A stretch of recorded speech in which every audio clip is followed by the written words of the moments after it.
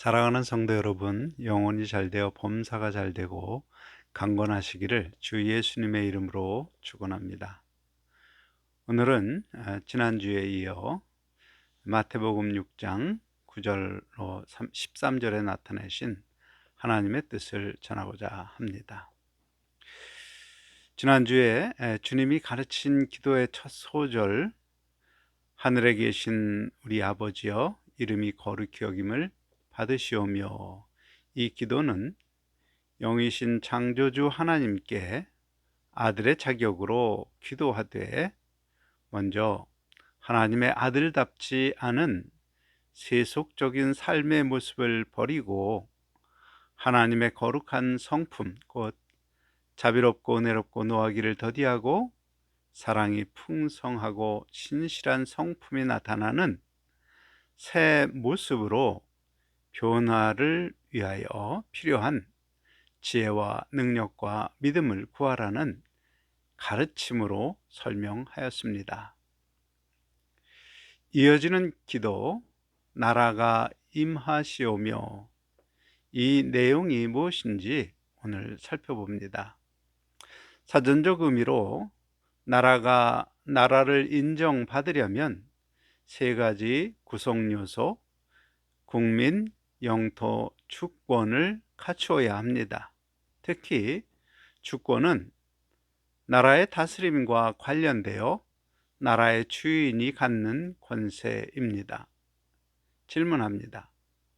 우리가 살아가는 이 세상은 현재 영적으로 다스림의 주권을 가진 자가 누구인가요? 성경을 기준으로 이 세상의 주권이 어떻게 변해 왔는지 먼저 살펴보겠습니다. 최초에 하나님이 세상을 창조하셨으니 창조된 세상의 주권은 하나님께 있었습니다. 곧 하나님이 다스리는 나라입니다. 그런데 다스리는 주권을 하나님께서 창세기 1장 28절 모든 생물을 다스리라 말씀하시며 아담에게 주셨으니 주권이 아담에게로 넘어갔습니다. 그런데 주권을 가진 아담이 다스렸지만 아담의 뜻이 하나님의 뜻 안에 있었기 때문에 모든 움직이는 생물은 여전히 하나님의 섭리와 뜻대로 다스려지는 하나님 나라입니다. 그런데 창세기 3장에 아담과 하와가 사탄의 말을 복종하고 하나님 말씀을 거역함으로 다스림의 주권이 사탄에게로 넘어가서 사탄의 나라가 되었습니다. 로마서 6장 16절, 너희 자신을 종으로 내주어 누구에게 순종하든지 그 순종함을 받는 자의 종이 되는 줄을 너희가 알지 못하느냐. 이 말씀은 바로 그런 영적 주권의 흐름을 보여줍니다. 그런데 영적으로 중요한 사실이 있습니다. 아담이 하나님의 말씀을 거역하는 것은 스스로 자기를 하나님보다 더 지혜롭게 여긴 것입니다. 그리고 사탄의 말을 순종함으로 아담 자신이 사탄의 권세에 순종하는 죄의 종이 된 사실을 깨닫지 못합니다. 그러므로 아담은 여전히 스스로 다스림의 권세를 가진 것으로 생각했지만 실상은 사탄의 권세 아래서 죄가 요구하는 대로 행하는 죄의 종이 됩니다. 그런 아담의 거역과 실패를 보신 하나님께서 사탄의 권세 아래 죄의 종으로 살다 멸망할 아담의 후손을 구원하실 계획을 창세기 3장 15절, 여자의 후손은 네 머리를 상하게 할 것이요 너는 그의 발꿈치를 상하게 할 것이라. 곧 여자의 후손이 사탄의 권세를 무너뜨림을 통하여 이루실 것을 예언하십니다. 그리고 이 예언대로 여자의 후손 처녀 마리아가 낳은 예수님께서 죄의 종으로 사는 모든 사람의 죄를 대신 속량하시는 십자가의 죽음으로 사탄의 권세가 깨어졌습니다. 그 결과 예수님을 구주로 믿는 성도는 하나님 자녀의 권세를 받음으로 사탄의 주권 아래에서 벗어나서 원래 창조 때처럼 하나님의 뜻에 순종함으로 주권이 회복되는 길이 열렸습니다. 그러므로 나라가 임하도록 기도하라 가르치신 예수님의 뜻을 정확하게 이해하기 위하여 사람의 영적 상태에 관하여 알아야 합니다. 아담 이후 모든 사람은 죄의 요구, 곧 육체의 정욕과 마음의 탐심, 만족, 추구에 순종함으로 죄의 종으로 살고 있습니다. 그 이유는 죄가 요구할 때마다 자기의 유익을 기준으로 판단하고 선택하는 자기 중심적 생각을 하나님처럼 지혜롭고 의롭고 선하게 여기도록 역사하는 사탄의 미혹에 넘어가기 때문입니다.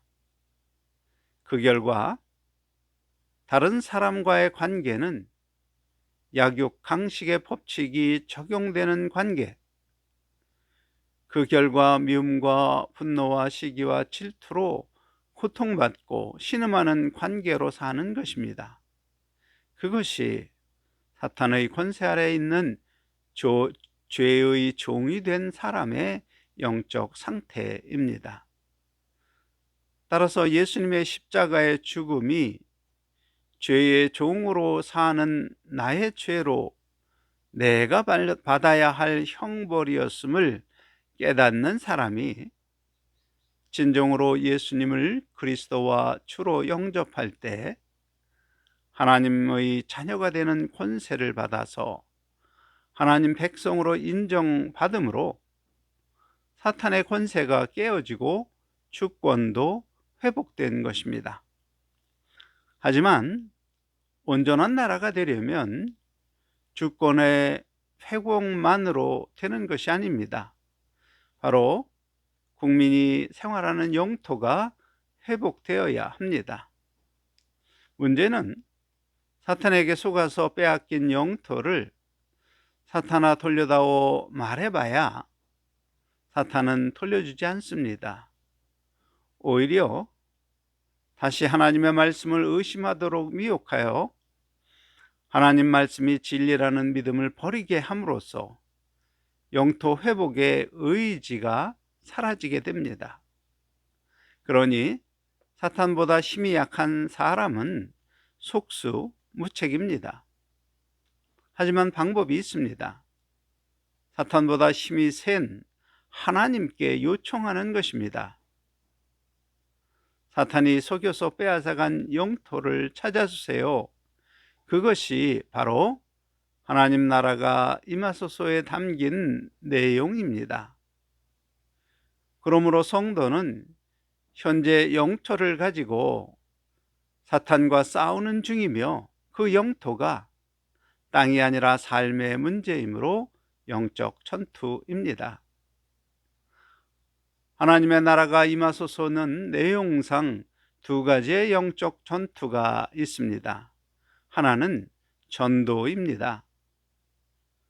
아직 사탄의 지배하에 죄의 종으로 사는 사람이 예수님을 주와 그리스도로 믿고 세례받음으로 주권을 찾는 하나님 백성이 되도록 하는 것입니다. 그 첫째 영적 전투는 죄의 종에서 하나님의 자녀로 지위가 변함으로 나라의 3요소 중 주권의 회복 전투입니다. 그리고 다른 하나의 영적 전투는 주권이 회복되어 하나님 백성이 되었지만 아직 삶의 영토가 사탄의 영향권 아래서 죄의 요구대로 사는 삶의 영토를 회복하도록 하는 것입니다. 이 두 가지 영적 전투에 승리하는 방법은 모두 기도입니다. 왜냐하면 이 모든 싸움이 나보다 힘이 센 사탄을 상대하므로 내 힘으로 이길 수 없고 전능하신 하나님 아버지께서 하셔야 하기 때문입니다. 오늘날 세상의 영적 상태를 생각해 봅시다. 예수 복음이 지구 모든 족속에게 전파되어 가고 있어서 주권 회복 전쟁은 승리하고 있습니다. 그러나 영토의 회복은 혼란 중입니다. 예를 들어 우리나라의 경우 1천만 기독교인은 주권 회복 영적 전투에서 1천만 번 승리한 것을 의미합니다.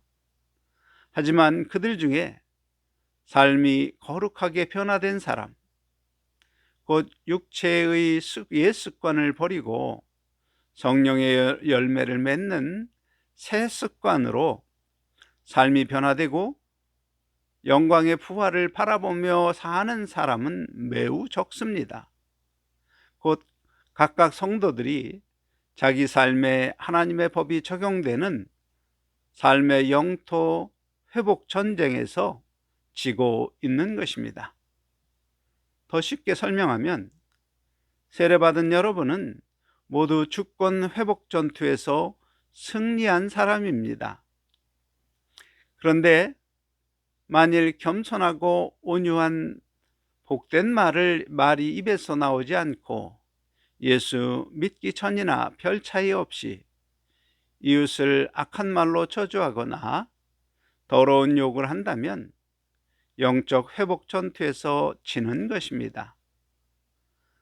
아직 당신의 삶의 영토는 하나님의 법이 지배하는 영토가 아니라 아직도 사탄의 권세 아래 죄와 사망의 법이 지배하는 것입니다. 영적 영토 회복 전투는 우리가 생명의 수를 다하여 육체를 떠나기까지 늘 깨어서 해야 하는 전투입니다. 한번 전투를 이겼다고 전쟁이 끝나는 것이 아닙니다. 모든 영적 전쟁은 예수 그리스도께서 다시 이 세상에 오시는 심판의 날에 끝나는 것입니다. 그러므로 예수님께서 하나님의 나라가 임하도록 기도하라 하신 것은 먼저 나의 삶이 하나님의 법에 지배받는 영토 회복 전투에서 이길 수 있도록 기도하라는 의미입니다. 곧 우리 기도를 통해 역사하시는 하나님께서 사탄에게 빼앗긴 나의 삶의 영역을 하나님의 법이 지배하도록 역사해 달라고 기도하라는 것입니다. 중요한 이유는 회복된 삶의 영토가 많을수록 하나님 앞에 더 온전한 성도로 인정받으며 예비된 복을 누리고 더 좋은 부활로 나오게 될 것이기 때문입니다. 다른 각도에서 나라에 대한 정의를 생각해 보겠습니다. 한 나라에 속한 영토는 모두 그 나라의 법에 지배받습니다. 독도가 우리의 영토이므로 우리나라의 법에 지배받습니다. 하와이는 미국 땅이므로 미국 법에 지배받습니다. 마찬가지로 하나님의 나라는 하나님의 법인 생명과 성령의 법이 지배하는 것입니다. 나라가 임하소서 가르친 주 예수님의 뜻은 죄의 요구에 순종하며 사는 나의 삶의 영역이 성령의 법이 지배하도록 기도하라는 것입니다. 한편 우리의 기도를 통하여 하나님 나라가 임하는 그곳은 상대적으로 사탄의 입장으로 보면 자기 나라를 빼앗기는 것입니다. 여러분이 사탄 입장이라면 두 손을 놓고 맥없이 내가 다스리던 나라의 영토와 주권을 넘겨주겠습니까? 쉽게 설명하면 일본이 우리 땅을 36년 동안 일본의 법으로 다스렸습니다. 3.1운동 때 민족 자결주의를 외치며 만세를 불렀다고 우리가 남의 나라를 강제로 빼앗았네, 미안해, 그러고 다시 다스림의 권세를 돌려줍니까? 아니지요. 한번 빼앗은 주권과 영토는 지키려고 끝까지 싸우는 것입니다. 히로시마의 원폭 투하로 일본은 미국에게 항복했습니다. 항복하자 미국이 정한 원칙을 따라 이 땅의 주권은 분명히 그들의 손에서 떠나 우리 국민에게 넘어왔습니다. 그러나 영토는 어떠합니까? 그들이 다스렸던 영토는 그 순간 넘어온 것이 아니라 다시 찾는 노력을 통하여 대한민국의 영토로 회복되는 것입니다. 일본은 독도를 아직도 자기 땅이라고 주장하고 있습니다. 마찬가지로 사탄의 입장으로 볼 때 예수 십자가의 대속 사건은 원자폭탄과 같은 것입니다.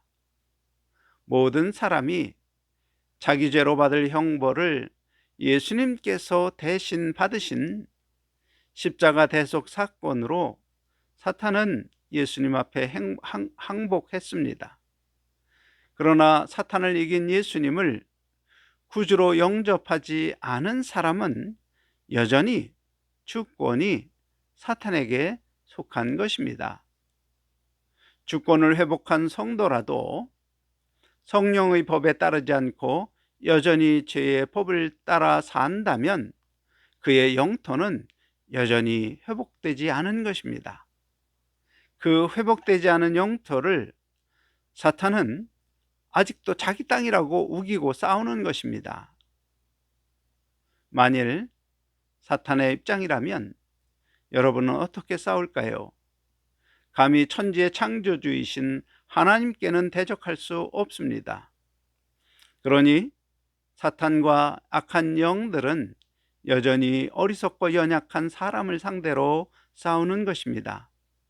스스로 자기를 지혜롭고 의롭게 여기도록 하는 미혹과 예수 믿으면 세상의 좋은 것을 잃을 것 같은 겁박을 통하여 사람들이 주권을 회복하지 못하게 하고, 혹 주권을 회복한 성도라도 하나님 말씀을 의심하도록 하여 영토 회복을 하지 못하게 합니다. 가령 주권을 회복한 믿는 부부 사이를 공격합니다. 맞벌이 부부가 서로 의견이 다를 때 악한 영들이 교만한 생각을 넣습니다.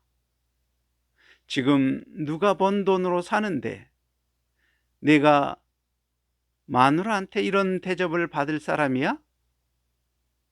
혹은 내 남편한테 그런 대접을 받고 어떻게 사니? 그런 생각으로 부부간에 갈등하게 합니다. 그러면 주 안에서 하나님 말씀 기준으로 해결하지 못하고 이혼 법정에서 문제를 해결하는 것이 현명하다 생각하게 합니다. 사랑하는 성도 여러분, 여러분의 마음에 내가 이 남자랑 혹은 이 여자랑 살아 마라 그런 공격을 받을 때 창세기 2장 24절 남자가 부모를 떠나 그의 아내와 합하여 둘이 한 몸을 이룰지로다, 이 말씀 기억하시고 이 말씀이 부부 관계의 기준이 되어 하나님 나라가 나와 내 가정에 임하도록 기도하라고 예수님이 가르치신 것입니다. 부연 설명하면 부부가 되어 한 가정을 이루었어도 둘이 감정과 지식과 의지가 같은 한 몸이 아니므로 둘 사이에 문제가 발생하는 것은 당연한 것이며 그 원인은 서로 가치관이 다르기 때문입니다.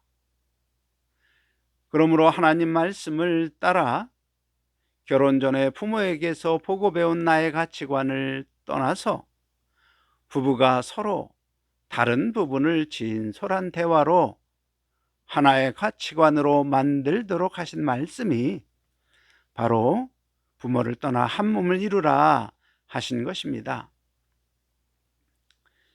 이때 힘이 센 편, 그 돈이나 외모나 학벌 등등 잘난 남편 혹은 잘난 아내에게 너의 가치관은 지혜롭고 선하고 의로우므로 상대방도 너를 따라야 한다, 그런 생각을 넣어 사탄의 법칙, 약육 강식의 법칙을 따르도록 사탄이 충동합니다. 그러나 성령은 하나님 말씀 중심으로 둘이 연합하여 새로운 하나의 가치관을 형성하도록 인도하십니다. 그때 성령의 인도를 거역하려는 생각을 물리치고 순종하는 판단과 선택이 되도록 하나님께 도움을 구하는 기도가 바로 하나님의 나라가 임하소서라고 하는 기도입니다. 이 기도를 통하여 영토가 온전하게 회복된 하나님의 나라가 나의 삶의 영역에 임해야 온전한 성도가 되는 것입니다. 그러므로 나의 삶과 가정과 교회와 나라 가운데 하나님의 법이 지배하지 않는 부분이 보이면 그곳에 나로 인하여 온전한 하나님의 나라가 이루어지도록 기도해야 하는 것입니다. 이것이 주님이 가르치시는 기도, 나라가 임하소서에 담긴 내용이며 하나님의 뜻입니다. 명심해야 할 말씀이 있습니다. 고린도후서 2장 10절로 11절, 너희가 무슨 일이든지 네게 용서하면 나도 그리하고, 내가 만일 용서한 일이 있으면 용서한 그것은 너희를 위하여 그리스도 앞에서 한 것이니 이는 우리로 사단에게 속지 않게 하려 함이라. 우리가 그 괴계를 알지 못하는 바가 아니로라. 이 말씀이 보여주는 사탄에게 속지 않는 방법은 용서입니다. 과거에 내게 아무리 큰 손해를 입혔어도 용서가 없다면 여전히 사탄에게 속아서 영적 전투에서 지는 사람입니다. 그러나 용서하면 사탄의 괴계는 아무런 효력을 발휘하지 못하는 것입니다. 그러므로 사탄은 우리가 용서하지 못하도록 끝까지 놓지 않습니다. 그 방법은 바로 너를 생각해입니다. 곧 자기 사랑입니다. 다른 사람을 생각하지 않고 나만을 생각하고 나만을 사랑하는 자기 사랑의 함정을 앞에 놓아두는 것입니다. 그런 함정에 빠져 도저히 용서가 안 되면 하나님 앞에 간구하십시오. 하나님 아버지, 내 마음으로는 도저히 용서가 되지 않습니다. 그러나 주의 말씀대로 용서하여 마귀의 괴계에 빠지지 않기를 소망합니다. 하나님 나라가 내게 임하여 나를 용서하신 주 예수 그리스도께서 나의 생명으로 나를 주장하여 주옵소서, 그렇게 기도하시기 바랍니다. 그러면 사탄의 머리를 밟아 승리하신 주 예수님께서 사탄이 넣어준 자기 사랑의 생각이 나의 영광의 부활을 향해 가는 길의 걸림돌이라는 것을 보여주심으로 이기는 체험을 하실 것입니다. 이것이 나라가 임하시오며에 담겨 있는 주님의 가르침입니다. 사랑하는 성도 여러분, 하나님의 나라가 나와 내 가정과 나의 교회와 그리고 우리 부대와 우리 조국 대한민국에 임하도록 하나님 앞에 기도하심으로 하나님이 기뻐하시며 나에게 분노를 일으키는 모든 사람을 용서하심으로 사탄의 괴계를 이기는 축복된 삶을 살아가는 여러분과 저와 여러분이 되기를 예수님의 이름으로 간절히 축원합니다. 아멘.